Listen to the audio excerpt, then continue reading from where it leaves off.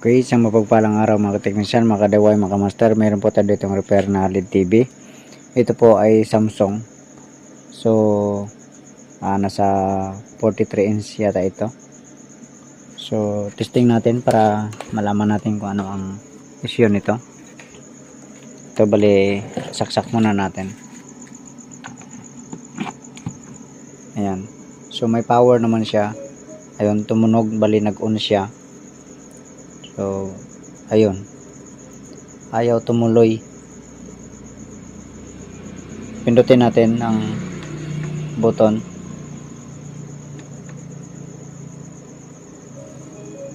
Ayun. Nag-on uli. Tapos wala. Balik ulit sa standby. So, ganun ang kanyang issue. Yan. Sa totoo lang, bali chinik ko na po ito. Ayan, nag-on na naman siya. Nagsarili na naman siyang mag-on. Tapos balik na naman standby. So, na-check ko na rin ito kasi pinuntahan ko ito sa bahay ng may-ari. Nag-home service. Tapos, chinek ko. Mainboard talaga ang suspect ko. So, ngayon, bale, meron akong second hand na board. Sana ay mag-match dito. Pero may magkaiba ang model. Pero parehas na brand. So, sana ay mag-match dito. So, susubukan kung i-testing. Bale, yung sarili kong TV na may guhit na yung screen, sasacrifice ko lang yung board para dito. Ayan, on and off lang siya. So, kahit ihang ko ang okay, buksan ko muna para may paliwanag ko ulit. Bale, ito po ang kanyang model. Nasa 46 inch po pala ito. So, mahigit 50 na rin. Yan.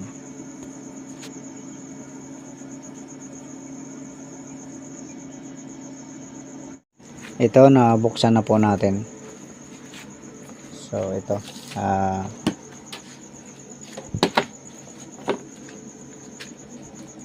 Sana yung cord. Testing natin.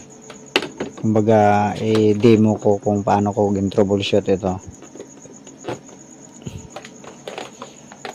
So, ngayon, unang gawin natin para malaman natin na kung okay talaga ang power supply ay binunot natin ito.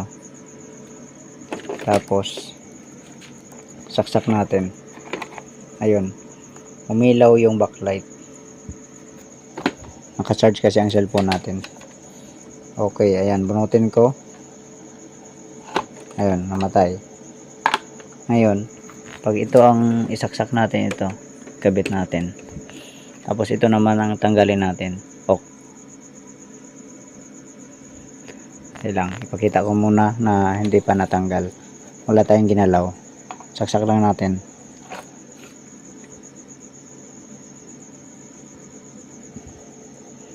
So, ayun, umilaw. Umilaw siya. Tapos mamamatay lang yan.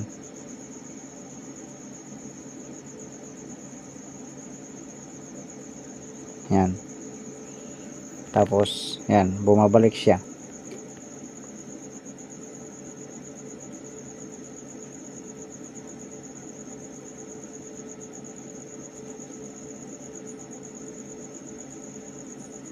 Yan, patay uli. Tapos mababalik na naman. Okay, bunutin muna natin. Ito. Tanggalin natin ang ribbon. Maaari kasing ga-protect ang T-con or board dahil sa may grounded ang LCD. So, ayan, tinanggal natin. Ito, saksak. Ano na to, hindi na to nakakabit. Ayun, ilaw siya.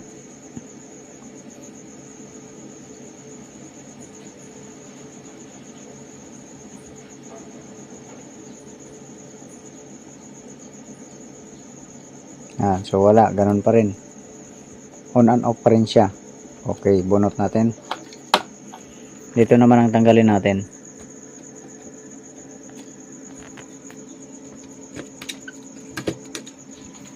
Andun kasi sa takip yung indicator niya. Ikabit lang natin ang speaker para marinig natin ang tunog. Okay. So tanggal na to.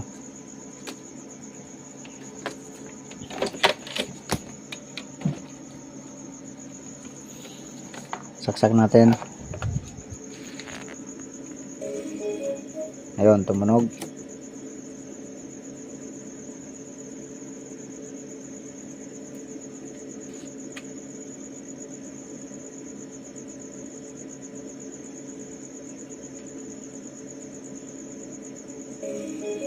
Ayan. So wala, hindi tumutuloy. So ang suspect talaga natin itong mainboard. Sinubukan ko na rin itong nireheat, itong IC na to. Ito, halos lahat ng IC dyan ay nireheat ko. Pero hindi umobra. Ganun pa rin ang status niya. On and off pa rin. Okay, sige, kunin ko muna yung board ng TV ko. Okay. So, okay lang. Bak natin yung ilaw.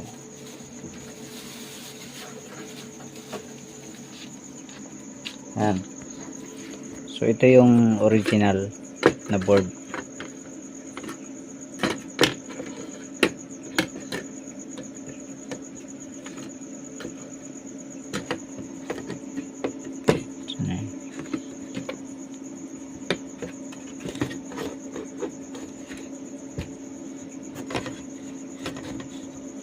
Hindi na mapwisto.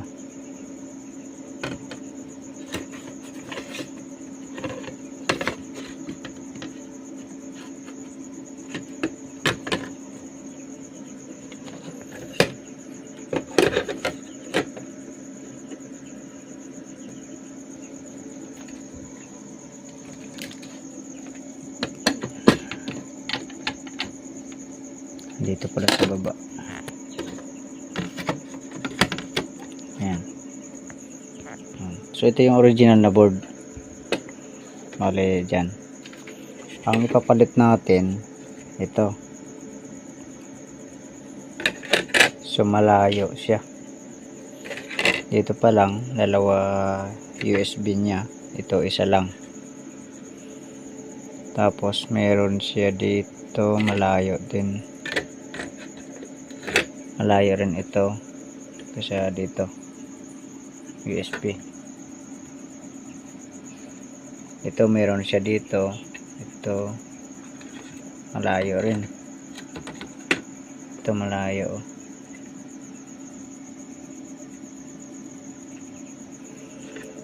Pero testingan pa rin natin kung gagana siya. Bali ito hindi kasya dito. Kaya kunin natin ang power supply nito para magamit pa rin natin. Matesting natin dito. Okay, ito. So, bali yung board ng TV ko, main board at saka power supply niya, ito yung gagamitin natin. So, medyo kapos siya konti.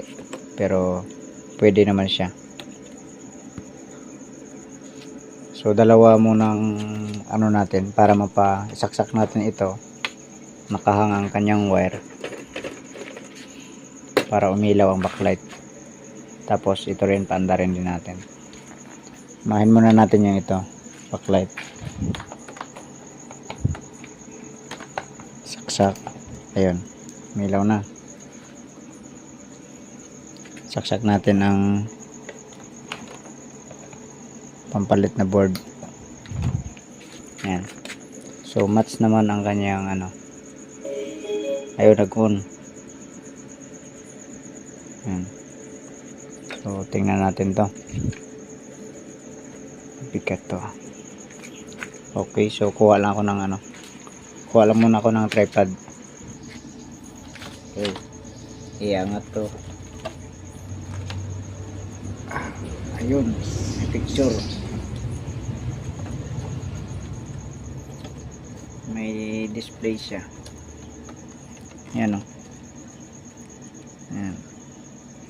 Okay, so kabitan ko muna ng signal.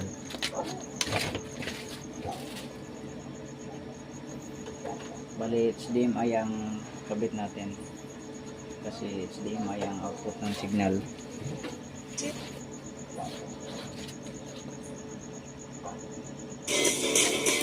Ayun, nice sound.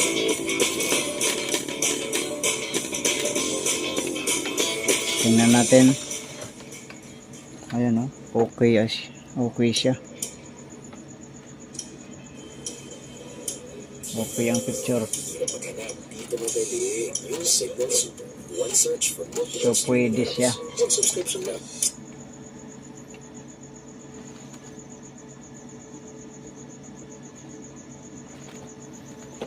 Signals? Don't you hate it when it ends just as it's getting good? Then the screen fades to black? Keep the fun going. Load your account and stay connected. It's quick and easy. You can go to your nearest signal load retailer Manutin ko muna. or to your nearest... So pwede siya. Pwede yung board magamit. Yun nga lang. Ito yung natin. Magkakaroon tayo ng panibagong butas dito.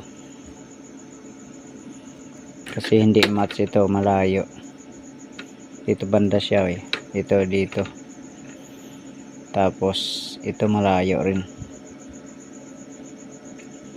So itong pares lang naman yata to. Yan, itong sa gilid wala tayong problema. Kasi ito pwede natin magamit itong margin na to. Ito. So ito lang ang gamitin natin dyan. Bali ang babaguhin lang natin dito ay itong dalawa. Magkakaroon ng butas tayong panibago dito. Tapos ang gagawin natin dito, talagang gagamitin natin ang power supply na ito. Kung tutuusin, pwede naman tayo mag-convert dyan pero sa palagay ko hindi pa rin abutin kasi ilang lang ito, ilang pin lang.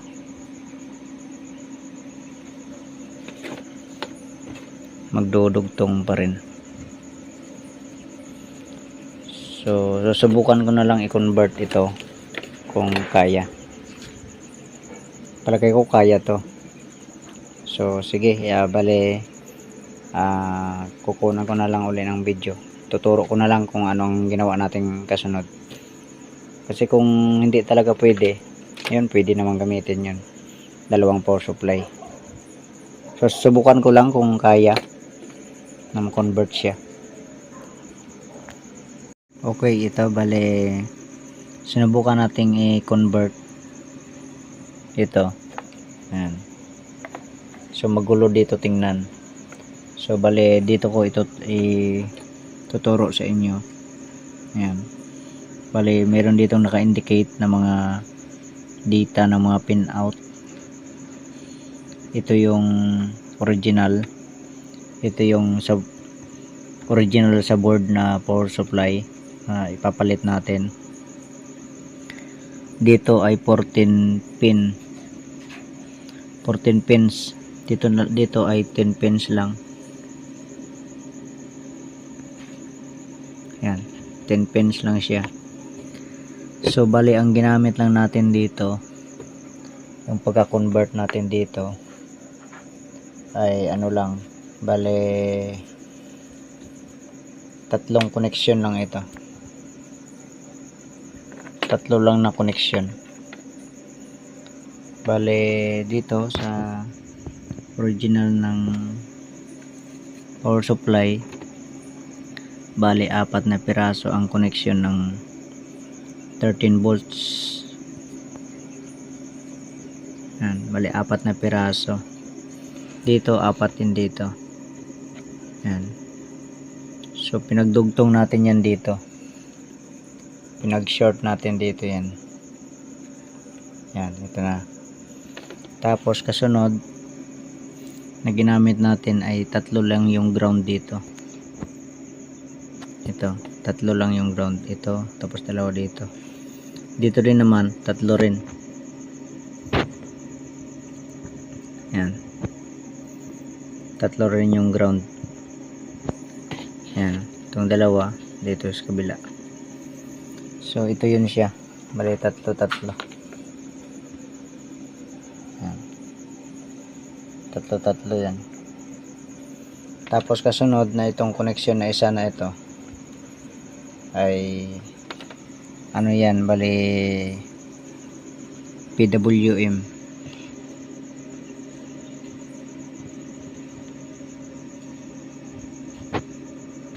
Yan. Bali backlight ito, PWM. Yan. Tapos dito naman ang ginamit natin dito ay PDIM. So control ito ng backlight. Ayan. So bale ito yun siya. Ito yan. Sinubukan natin na itong ano na to, dalawa. Ito yung PS on. Pag ginabit natin ang PS on, nawawala yung power niya.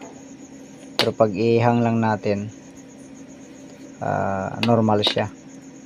Okay, so ayusin ko lang muna, bale para maka ano tayo, makasaksak tayo ng maayos. Hindi pa kasi ito naka tape. Yan. So ipapakita ko lang, balatan ko lang muna ito para may short pa natin yan. Ito na balatan na natin yung dalawa. Yan. So saksak muna natin.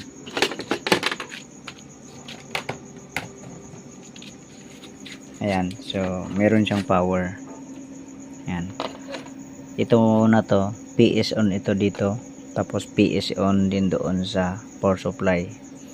So ito kasi na to, ang pinaka supply nito ng PS on ay 5 volts. Dito ay 3.3 lang. So ngayon subukan natin i-short itong dalawa na PS on. Ito may power po yan, may power po. So i-short natin itong dalawa PS on. Ayan, so namamatay yung power. Pero pag ihang natin, may nagkakaroon ng power. Bale, pindutin natin ang button dito, power. Ayan. So nag-on yung backlight.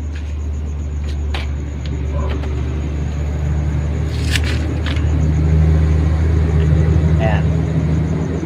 So meron siya. Meron siyang ano, picture. So normal siya dito. So tatlo lang na ginamit natin. 13 volts na supply, ground, at saka dim or di kaya PWM. Bali ito yung magkocontrol sa brightness sa backlight. Sa backlight pala, ayan, magkaiba pa rin yung brightness. So ayan, supply sa backlight, tatlo lang. So hindi na natin kailangan i-connect ang PS on. So okay na siya. Okay, so bali plaster ko lang muna, takpan ko muna ito para mas matesting na natin, makabitan natin talaga ng signal. Okay, ito bali natakpan na natin. So itong tatlo yung may bakante, nilagyan ko na lang ng electrical tape sa loob. Ito yung binutas natin. Ayan, dalawa, itong dalawang binutas natin. So dito, ayan, wala, okay na yan dyan kasi sakto naman dito yung ano, yung sa pinalit natin. So ito, ipapatayo na natin to, tapos lagkabitan natin ng signal. Okay, ito saksak na natin.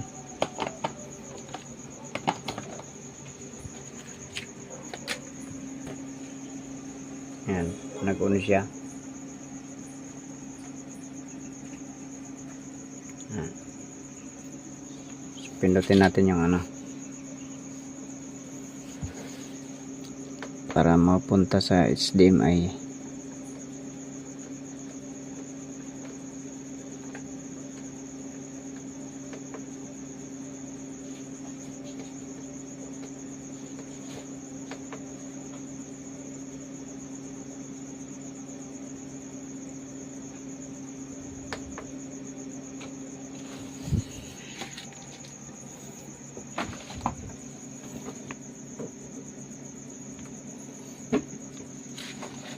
Lipat lang natin.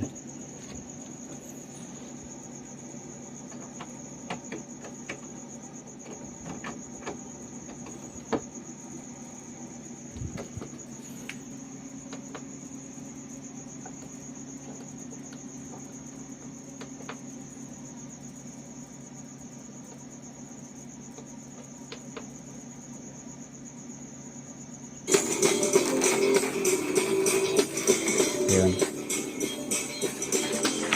So medyo ano na pala ang speaker nito, medyo basag na. Yan. So okay naman ang picture, normal naman. Lipat natin. One search for multiple streaming apps. One subscription now. Sa akin, totoo naman na tira-tira 07. Bakit niya tinawag na tira-tira? Kasi po may Yan. So normal ang picture. Okay. Sige. So hanggang dito na lang ang video natin. God bless po sa inyong lahat. So nagawan pa natin ang paraan na convert pa.